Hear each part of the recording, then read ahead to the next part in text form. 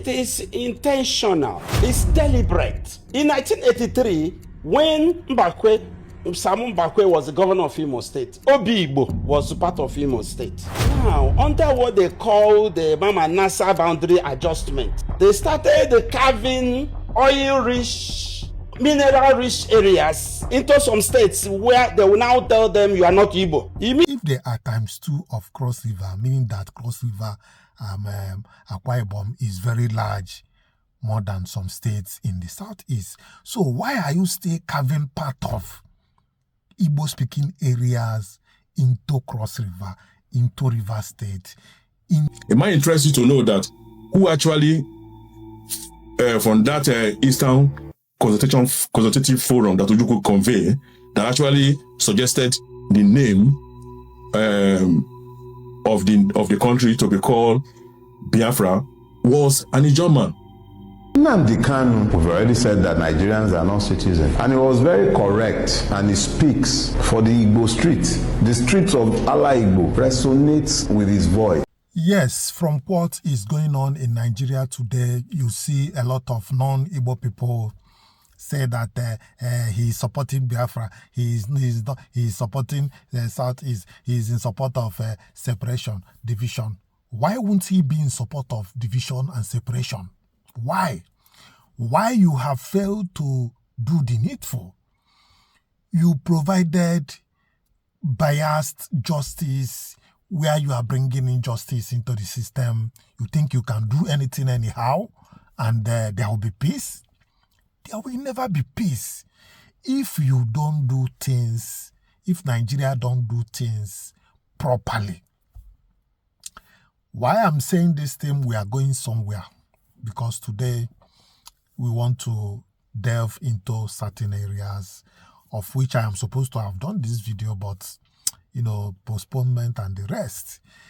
Today we are going to unravel some things. When you hear about Biafra, something made it to happen, and Biafra and separation will never end until it is achieved or the right thing is done on the other side. You cannot decide not to give way and also block road at the same time. It will not work. We are human beings. Human beings will revolt. Now, have you bothered to check the map of South and Southeast? Did you see what happened there? I will tell you what happened there. But first of all, listen to what this man is saying. He's talking about the way they ceded some Igbo parts to South to make it look as if Igbos don't have oil. But we are coming back. Watch first. We want to talk about Igbos having fewer states. Does it affect power? Do you think it's intentional? It is intentional. It's deliberate. In 1983, when Samu Mbakwe was the governor of Imo State, Obi Igbo was part of Imo State. Now, under what they call the Mama Nasa boundary adjustment, they started carving oil-rich, mineral-rich areas into some states where they will now tell them you are not Igbo. Immediately they moved Obi Igbo out of Imo State. Yes. What happened? They changed the name to Oyi Igbo. Mbakwe had to cry. Mbakwe said something. What the meaning of Obi Igbo is the heart of Igbo land. How can you now take it away? Do you know today the Igbo people that live in Benue and in Kogi State? Those people live in their ancestral land.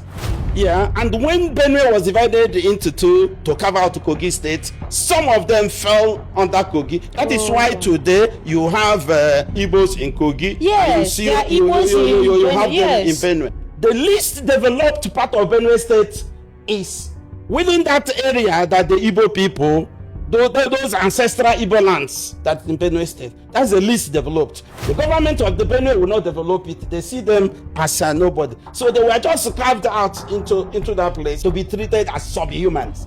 They keep trying to make these people disown their Igbo identity. So we are like the goose that lays the golden eggs. Yes, we are back from that clip. I want to get something very clear to everybody. You see, if you watch the map of Southeast and South-South, first you will notice that the River State, okay, let's take River State for instance, the way they carved out River State up to Anambra State. You know, River State have boundary with Anambra State at Obaru area. They drag it, something that looks like a canal. They now drag it up to Anambra State. There is a reason for doing that. Yes, they want all those areas to be part of River State. There is a reason. Then, if you come down to the maybe Cross Rivers, looking at Cross River, looking at Akwa Ibom and others, you see that Imo State, Abia State, in fact, virtually all the states in the southeast, they are ×2 of Cross River. If they are ×2 of Cross River, meaning that Cross River, Akwa Ibom is very large, more than some states in the southeast. So why are you still carving part of Igbo-speaking areas into Cross River, into River State, into, okay, River State on, well, maybe understandable because Ikwere made majority part of River State and they are Igbo-speaking. That one still is even understandable. Why are you cutting part of Igbo-speaking areas to Akwa Ibom, to Benue and other people, other states?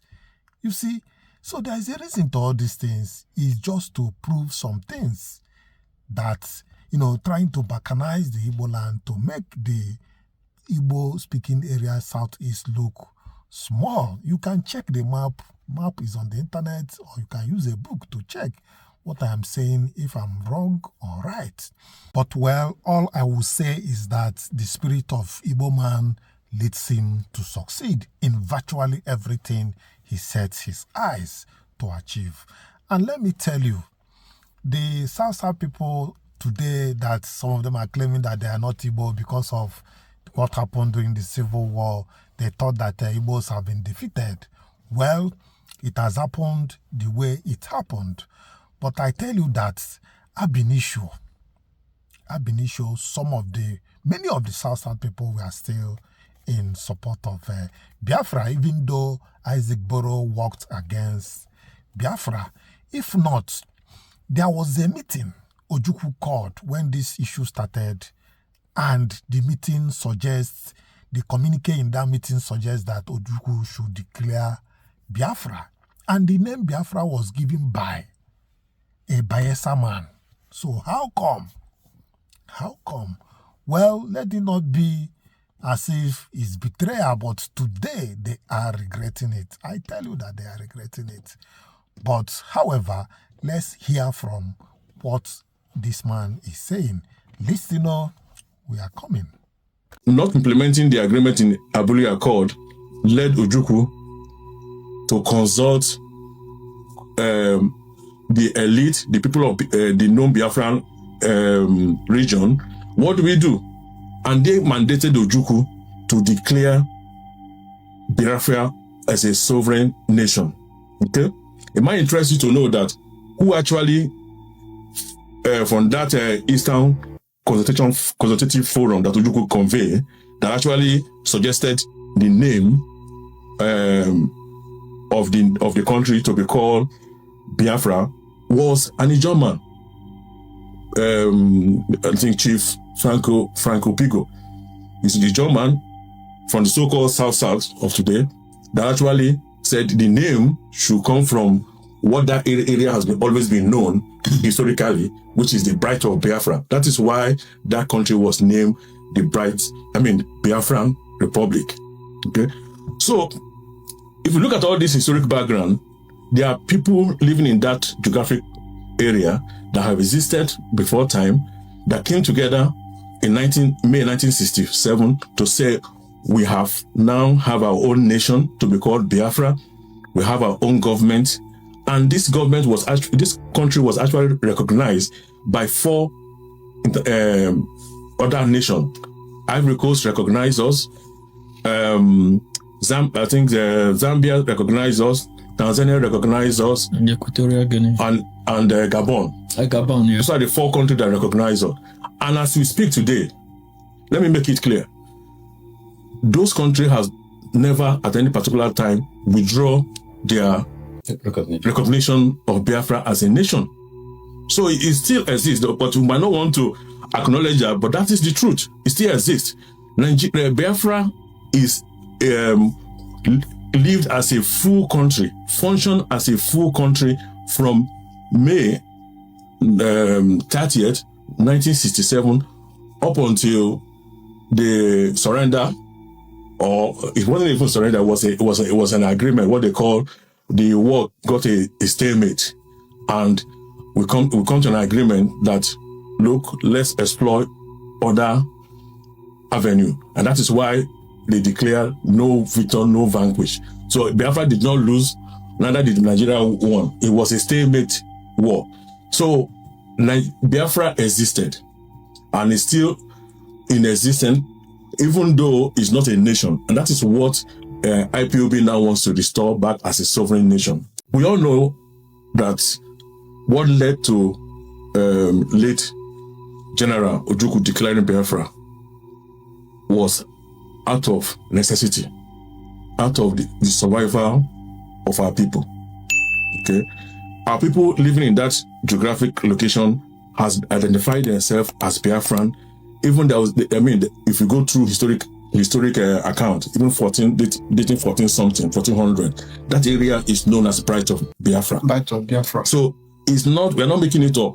That area have been called Bright of Biafra. Okay, but after the amalgamation of Nigeria in 1914, which indigenous people of that Biafra was not consulted, and Nigeria was created solely for the benefit of the British colonial masters, okay, which is a foundational problem on its own, which we can delve into on, as we discuss.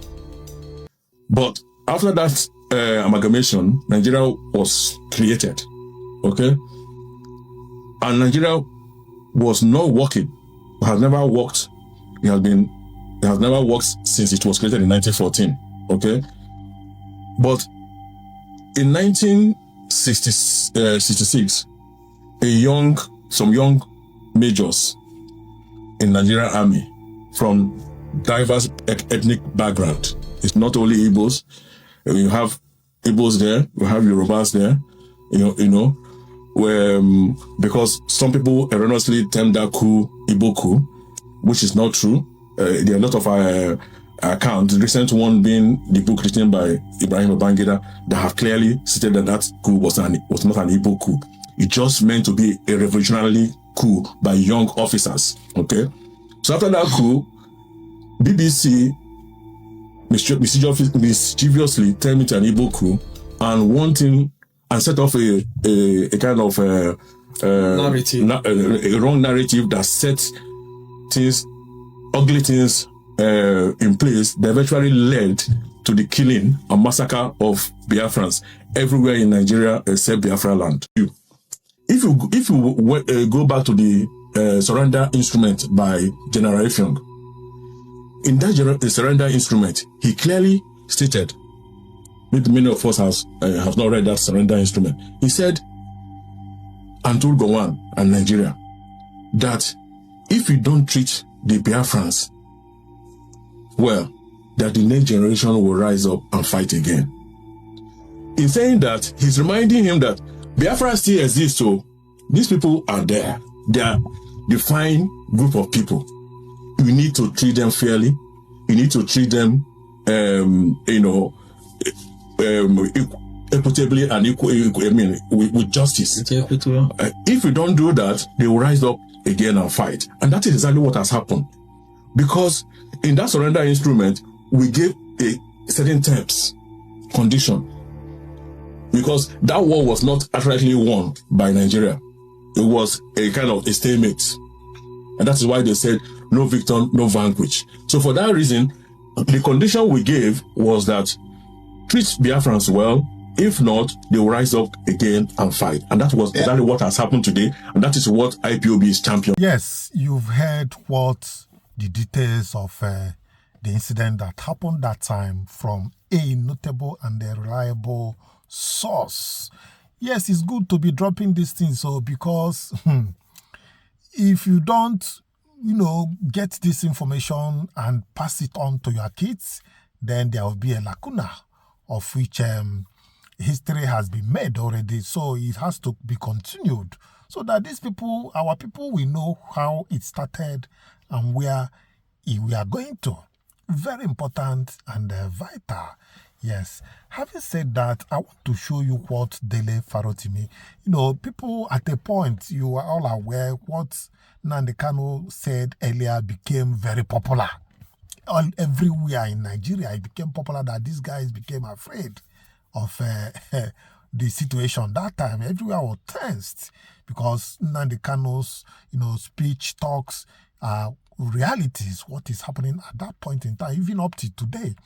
But I was surprised to hear Dele Farotimi, talking about Kanu and what Kanu said. He's one of the people that stands on their right and always say it the way it is. We need more people like this in Nigeria. Let's hear what he said about Kanu. When we come back, I am going to proceed in another direction. Nnamdi Kanu, we've already said that Nigerians are not citizens, and he was very correct, and he speaks for the Igbo streets. The streets of Ala Igbo resonates with his voice because he speaks for the dispossessed and the disinherited. He speaks for a generation who have been systematically marginalized, disenfranchised, made the subject of inequities and the systemic evils of the Nigerian state. He speaks for those who do not have voices, who have had their voices taken from them. He speaks in a language that I don't like or understand, but he speaks the truth. You cannot beat a child and then demand that the child must not cry. If there wasn't validity, if there isn't, I should say, if there aren't validities to the demands of Nnamdi Kanu or his grievances, there will be no currency to his words. But he speaks clearly, speaking the mind and the grievances and the pains of the people. To ignore what he is saying will be stupid. He is the one who has embraced the use of the language that the Nigerian state understands. But he is not the only person who is aggrieved in Ala Igbo. Kill Nnamdi Kanu today, there are 1,000 waiting to take his place, because the reality is that he is not speaking to his personal pain. He is speaking to the pains of a people. When you have now driven a man to the point of impotence where he realizes that talking to you makes no difference, changes, such a system is interested in peace. It deals with the root of the grievance and then it finds a peace. When people go to war, wars are never settled without peace talks. Peace talks are different from dictations. The Nigerian state has been at war with Ndi Igbo and it has not stopped since 1966. Not that it has ever stopped being at war with every other part of Nigeria, but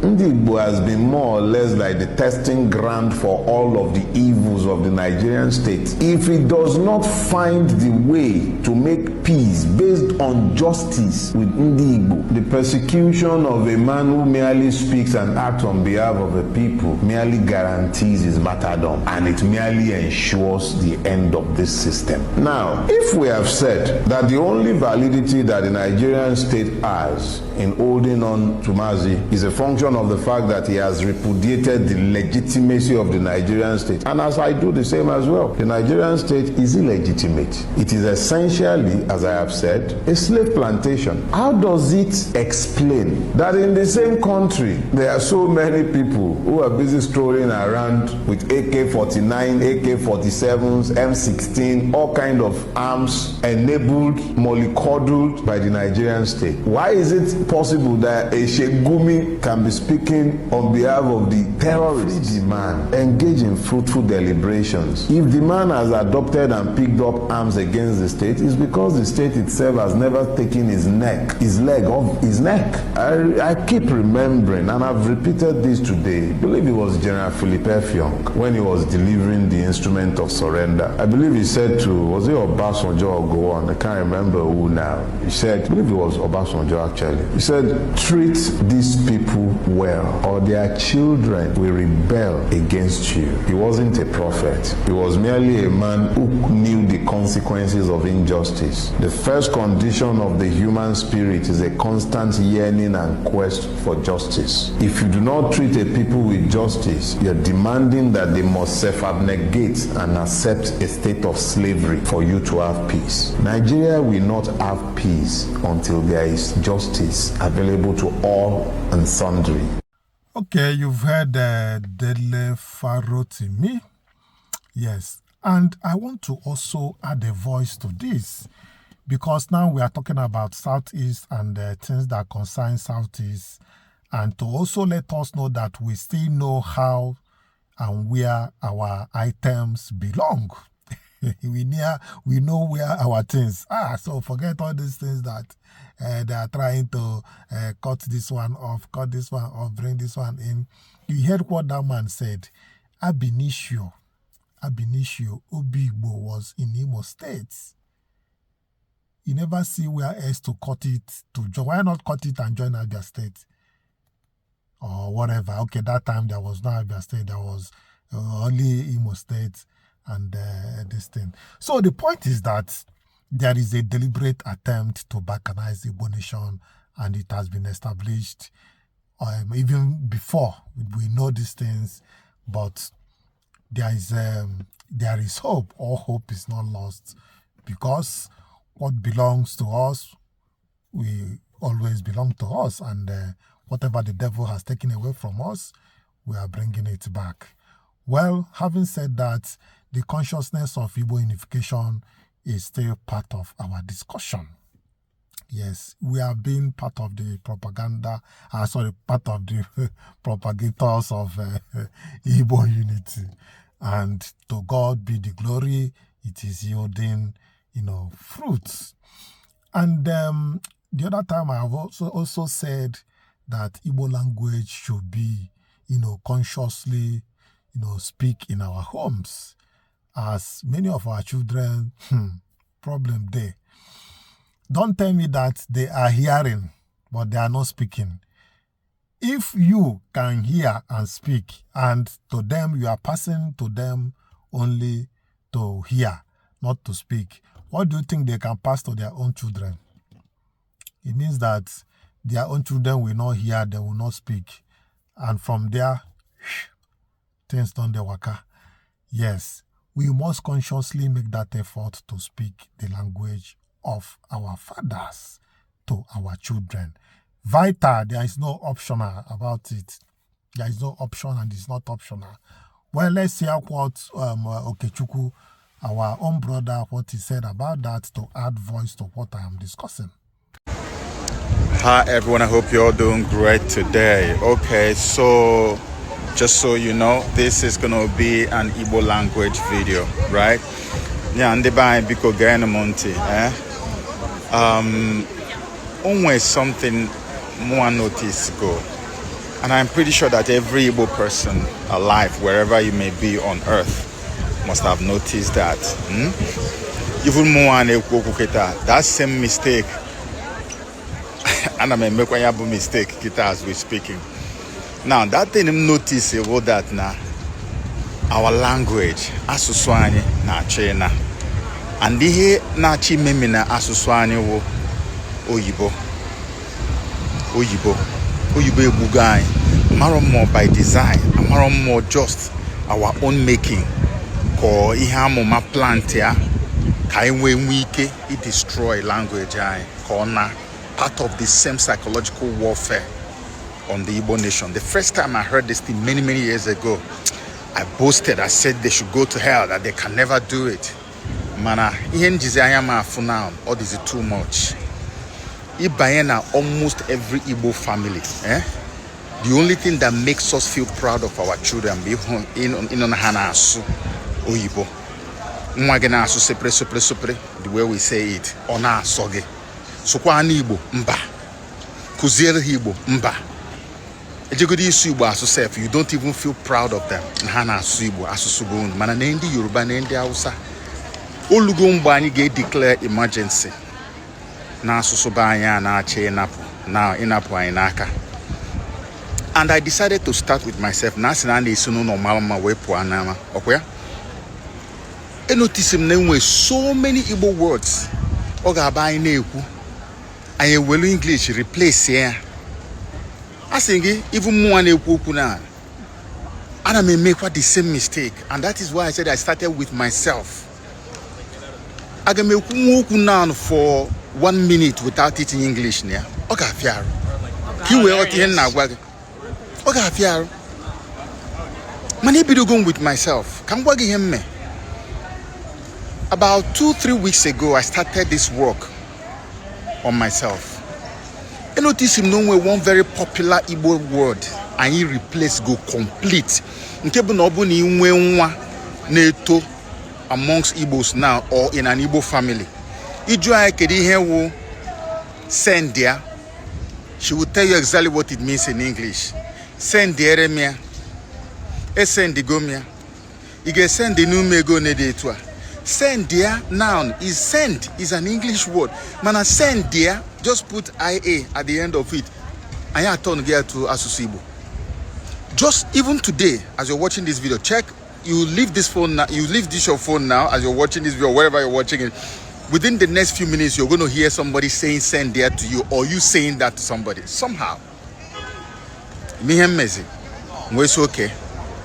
And we can man hichacha hinine arwala nine oyibo megolani regarding Igbo land in one day. Man, I got me video with one.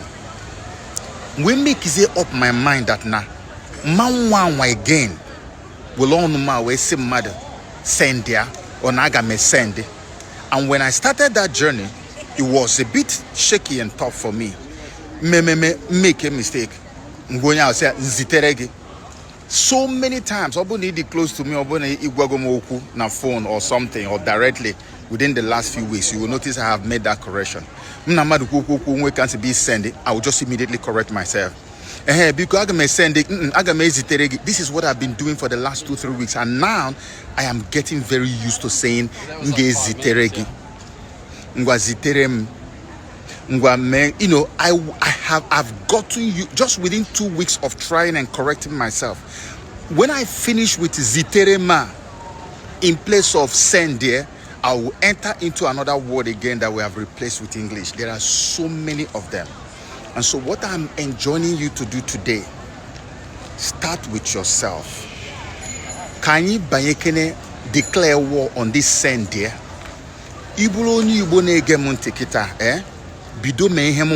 Last 2 weeks can be do. By now, I am almost 85 to 90% completely aligned with Isim Mado.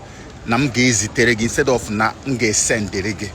Sendie or senderege is not our Igbo language. Obura asusu Igbo cha o Igbo, and they two aka languages is ana. Another thing again, wokwa ụmụanya anyị na-amụ. Kedu ihe mere na anyị enweghị ike ịkpọ ndị na-akụzi Igbo ka akụzibere ụmụ anyị ka eso asị Igbo, especially ndị be anyị nọ na Nigeria. Amara m what the problem is. Ndị Igbo bi n'obodo oyibo ịnọkọta ifu ebe ha mechasị video. Na that video ifu ụmụ ha na-asụcha Igbo na-asụ Igbo na-asụrụ ya n'ime ụlọ. Mana anyị nwapụ ndị ga-eklem na anyị bi na Nigeria. Ụmụ anyị na-asụ English. A na-asụ Igbo, sorry. Ịghọtago ịbata na ụlọ ndị Igbo bi na Nigeria. So oyibo ka ụmụ ha na-asụ. Mana ndị Igbo bi n'obodo oyibo, Japan, or Europe here, or America, or wherever. Most of them, but most of them they take the pains. It teach language is a very powerful phenomenon in the growth and development of any child, and they helping to align them with their roots. I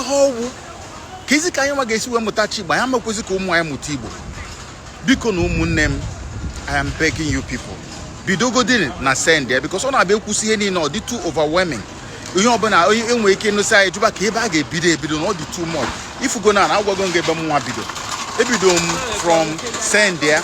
So if bomb na phone no boni moyem be bomb na phone in way case we could pulute na the point of easy terem something. You will not hear send there from me. You go there, you will hear me immediately within that second. Change it and say ngezi teregi or ziterem. So can we start from there?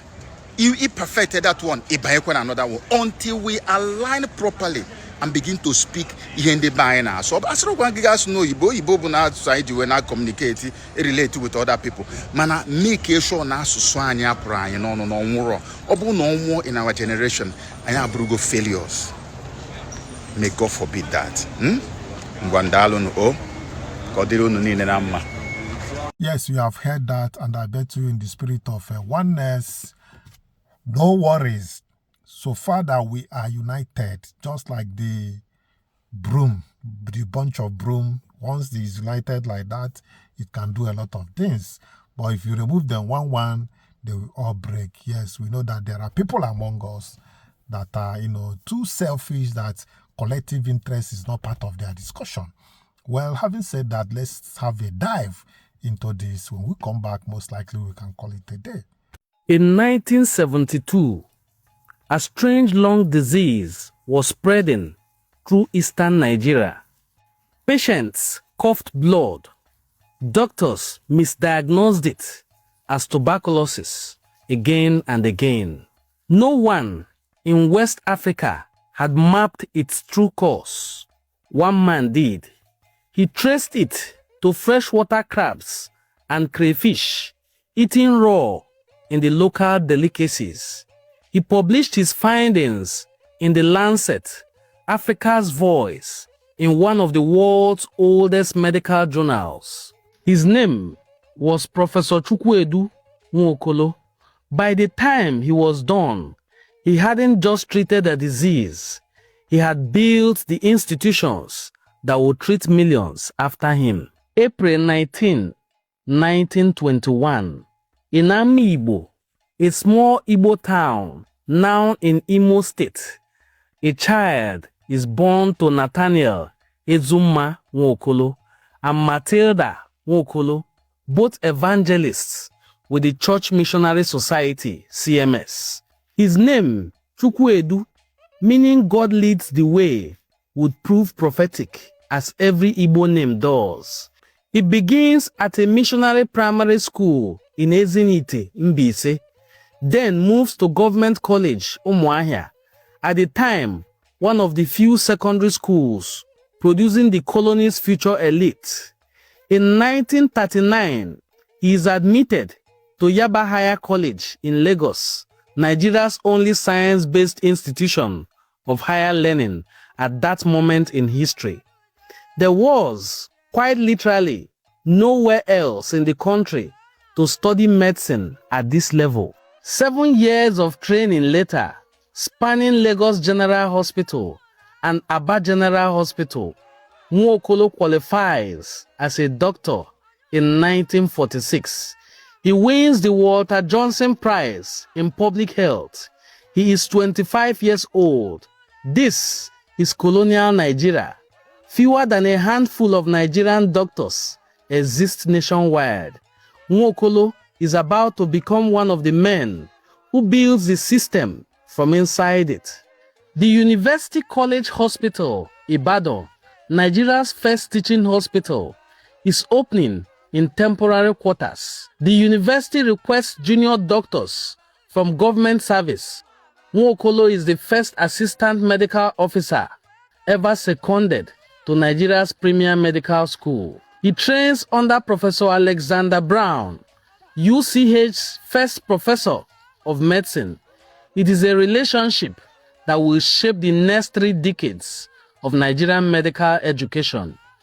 In 1950, Brown sends him to London, to Queen Mary's Hospital, Sidcup, armed with a personal letter of recommendation. 2 years later, in Edinburgh, Nwokolo sits the examination for membership of the Royal Council of Physicians. He passes. He becomes the second Nigerian in history to hold the MRCP. By 1960, on the strength of 9 published research papers, conducted largely on weekends, driving his own car across eastern, northern, and midwestern Nigeria to study endomyocardial fibrosis, endemic goiter, and sickle cell disease. He is elected fellow of the Royal College of Physicians. He is recruited to teach at University College Hospital, Ibadan. The Rockefeller Foundation sends him to the University of Minnesota for a gastroenterology fellowship. He returns to Nigeria as one of its first Western-trained specialists in the field and is appointed Associate Professor of Medicine. By every measure available to a Nigerian physician in 1965, Nwokolo had already reached the summit. Then, the country broke apart. Anti-Igbo violence is escalating across western and northern Nigeria. Nwokolo flees Ibadan for Enugu with his wife and children. He is not alone.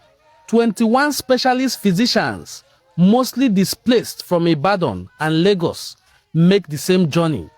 What they do next is extraordinary.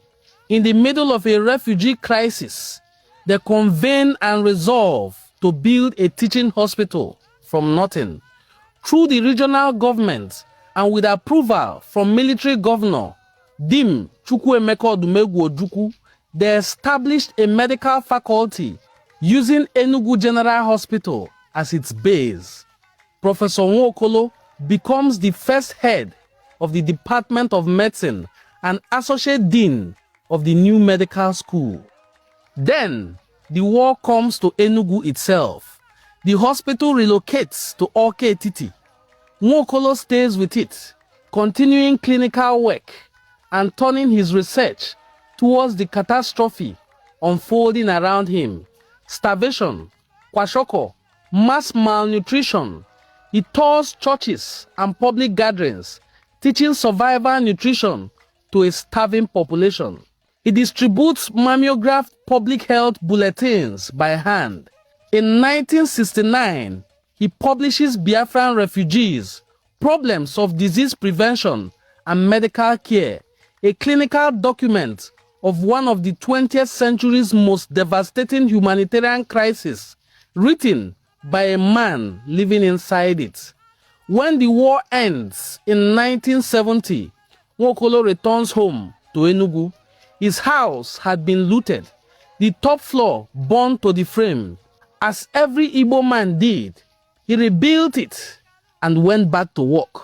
With federal approval to reopen the University of Nigeria, Nsukka, Nwokolo resumes his post as head of the Department of Medicine in 1971. He is appointed full professor.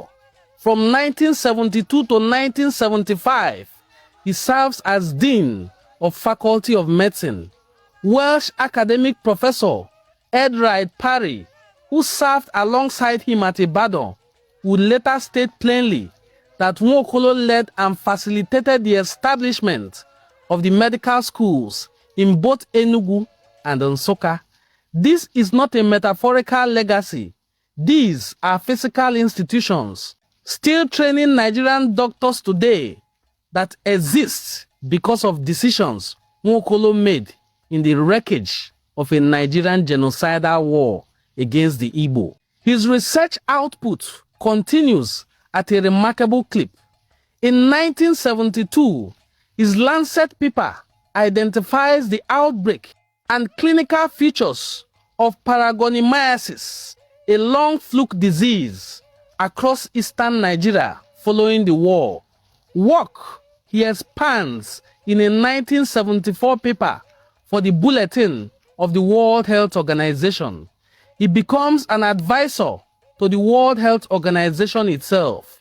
In 1994, with sickle cell disease still devastating Nigerian families, a condition with one of the highest global career rates, concentrated precisely among Igbo and other West African populations, Nwokolo founds SICREP, the Sickle Cell Research Program dedicated to combating the disease in Nigeria and beyond.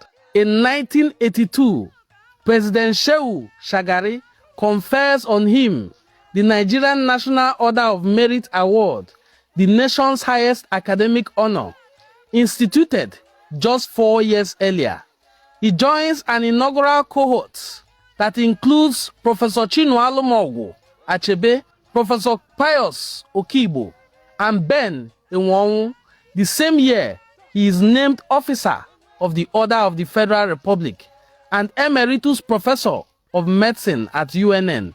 He goes on to chair the Medical Research Council of Nigeria, the National Council for Medical Research, and serve as President of the Association of Physicians of Nigeria and as Pro-Chancellor and Chairman of the Council at Ahmadu Bello University, Zaria.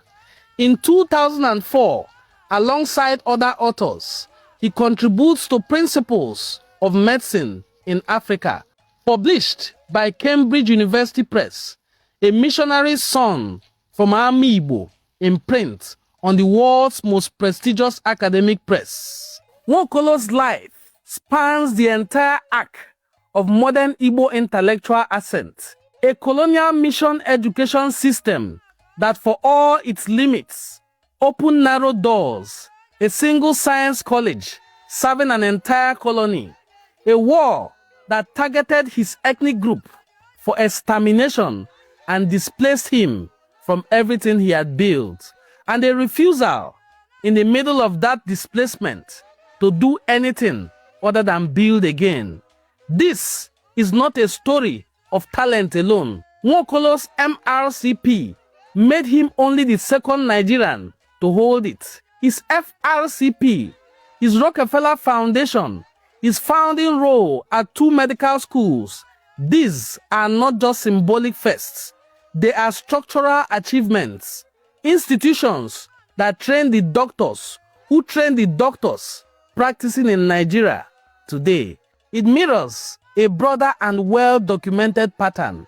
Among the very first cohorts honored with Nigeria's National Order of Merit in 1982, Nwokolo stood alongside Professor Chinua Achebe in literature, Pius Okibo in economics, Ben Enwonwu in art, a post-war generation of Igbo scholars, writers, and scientists who, having survived a war, fought in part over their right to exist, returned to academic and civil life at the highest levels of national achievement. Nwokolo's life is one case study within that pattern, not a metaphor for it, but a documented, footnoted instance of it. Professor Chukwuedu Nwokolo died in New York on May 18, 2014, at the age of 93. He left behind his wife, Lady Njideka Nwokolo, and 7 children. His name now marks a hall at the University of Nigeria Teaching Hospital, Enugu. Since 2006, the Professor Chukwuedu Nwokolo Annual Lecture Series has funded prizes for academic excellence, a structure designed deliberately to keep producing more of what Professor Chukwuedu represented. He held honorary doctorates from the University of Maiduguri and the University of Ibadan. He was named an honorary freeman of the city of Edinburgh, a title traceable back to his 1953 academic success, the one that made him only the second Nigerian ever to hold the membership of the Royal College of Physicians in the United Kingdom. But the more precise measure of his legacy is in the title, is the count of Nigerian physicians who can trace their training directly or institutionally back to the department he built, a faculty he named, or a hospital he helped develop from a war zone. A proud son of Igbo land from Ami Igbo set out to treat the sick. He ended up rebuilding the infrastructure of Nigerian medicine twice, once in peacetime and once from the ashes of a devastating genocidal war that tried to erase his own people, but he stood with them. If you enjoyed watching this very beautiful documentary about the life and contributions of Professor Chukwuedu Nwokolo. Kindly hit the subscribe button, share this video, drop a comment in the comment section. And if this is your first time of coming across this channel, please subscribe. The curator, once again, is Prince Onwadenim Ngozi Chukwuka Fortune. All right, viewers, I thank you for coming along with me in this particular section. Well, if you have not subscribed to YangaLife channel, please click on the subscription button, notification bell, like our videos, and don't forget to share it. Share it, let it go viral, let others hear and get this information that we are passing. Well, until I come your way next time, I say bye.